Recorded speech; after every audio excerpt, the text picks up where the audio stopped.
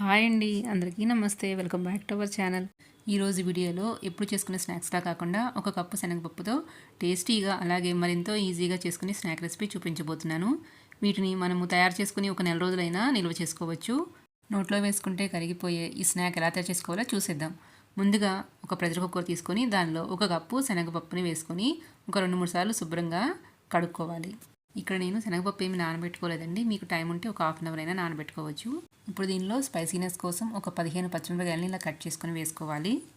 మీరు తినే స్పైసీనెస్ని బట్టి అలాగే పచ్చిమిరపకాయల ఘాటును బట్టి క్వాంటిటీ చూసుకొని యాడ్ చేసుకోండి.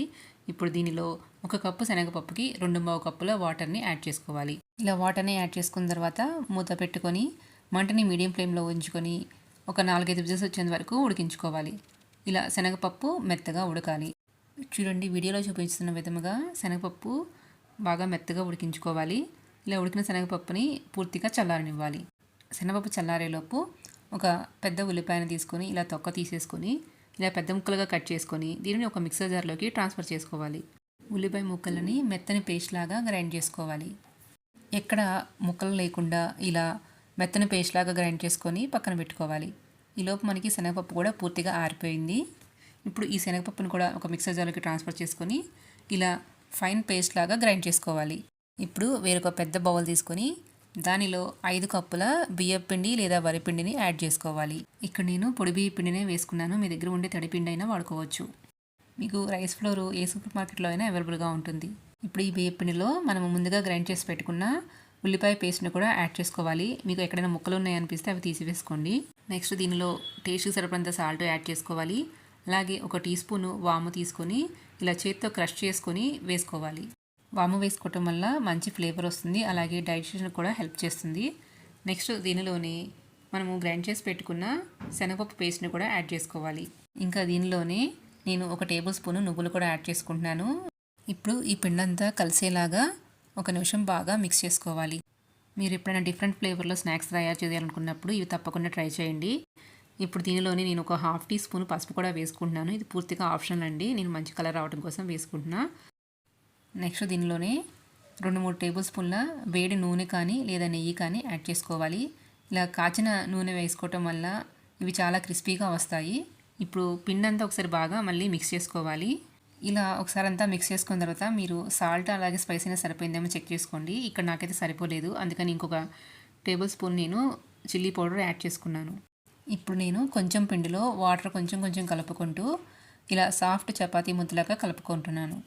మీరు కావాలంటే పిండి మొత్తాన్ని ఒకేసారి ముద్దలాగా కలుపుకొని మూత పెట్టుకొని పక్కన పెట్టుకోవచ్చు. చూడండి, ఈ వీడియోలో చూపిస్తున్న విధంగా పిండిని ఇలా కలుపుకోవాలి. నేనైతే ఫస్ట్ ఇలా కొంచెం పిండిని కలుపుకున్నాను. ఇప్పుడు కారపూస ఒత్తుకునే వాటిలో నేను ఇలాంటి వెడల్పుకి తీసుకున్నాను. దీనితో ఇప్పుడు మనము స్నాక్స్ ప్రిపేర్ చేసుకుందాం. దీని లోపల కొంచెం నెయ్యి అప్లై చేసుకొని కొంచెం దీనికి సరిపోయేంత పిండి సైజు ముద్ద తీసుకొని దీనిలో పెట్టుకోవాలి. మీకు నచ్చిన షేప్లో మీరు వీటిని మురుకుల్లాగా ఒత్తుకోవచ్చు. నేనైతే ఇలా పల్చడివి ఒత్తుకుంటున్నాను. ఇలా చక్రాల గిద్దలో పెట్టుకున్న తర్వాత వీటిని డీప్ ఫ్రై చేసుకోవడం కోసం స్టవ్ మీద మందపాటి కడాయి పెట్టుకొని దానిలో డీప్ ఫ్రై కోసం ఆయిల్ని యాడ్ చేసుకోవాలి.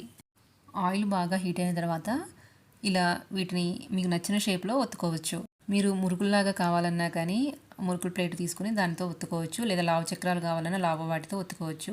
ఇలా ఒత్తుకున్న తర్వాత వీటిని వెంటనే తిప్పకూడదు. ఒక 2 మినిట్స్ మీడియం ఫ్లేమ్లో ఫ్రై చేసుకోవాలి. ఒక 2 మినిట్స్ తర్వాత ఇలా కొంచెం నురగ తగ్గిన తర్వాత ఇప్పుడు వీటిని రెండో వైపుకి టర్న్ చేసుకోవాలి. చూడండి, ఇలా రెండో వైపులా క్రిస్పీగా ఫ్రై అయిన తర్వాత వీటిని ఆయిల్లో నుంచి తీసి వేరొక ప్లేట్లోకి ట్రాన్స్ఫర్ చేసుకోవాలి. ఇలాగే మిగిలిన పిండితో కూడా మీకు నచ్చిన షేపులో చక్రాల్లాగా ఒత్తుకోవాలి. ఎప్పుడు ఒకేలాగా చేసే మురుకులు కాకుండా ఇలా స్పెషల్ టేస్ట్తో ఒకసారి మీరు కూడా తప్పకుండా ట్రై చేయండి. వీటి టేస్ట్ అయితే చాలా బాగుందండి. నోట్లో పెట్టుకుంటే కరిగిపోతాయా అన్నట్టుగా ఉన్నాయి. మీరు నెయ్యి నూనె ప్లేస్లో బటర్ కానీ లేదా వెన్నపూస అయినా వేసుకోవచ్చు. చూడండి ఎంత క్రిస్పీగా వచ్చాయో. మీరు కనుక ఒకసారి ఇలా చేసి పెట్టారంటే డబ్బా 2 రోజుల్లో ఖాళీ అయిపోతుందండి. టేస్ట్ అంత బాగున్నాయి. మీకు ఈ వీడియో నచ్చిందా? అయితే తప్పకుండా లైక్ చేయండి. ఇలాంటి మరిన్ని రెసిపీ అప్డేట్స్ నోటిఫికేషన్ మీకు రావాలంటే మన ఛానల్ని సబ్స్క్రైబ్ చేసుకోండి. అలాగే మీ ఫ్రెండ్స్తో కూడా షేర్ చేయండి. Thank you for watching.